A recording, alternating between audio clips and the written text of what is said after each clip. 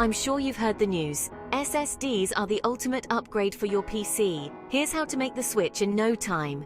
First, pick the right SSD. Make sure it's big enough for all your data and compatible with your system. SATA for older systems, NVMe for newer ones. Back up your data. Better safe than sorry, use an external drive or cloud storage. Next, install the SSD. Desktop users, connect with a SATA cable. Laptop users, ensure you have the right slot. Grab some cloning software like Macrium Reflect or Samsung Data Migration. Install it on your current HDD. Fire up the software and select your HDD as the source and SSD as the target.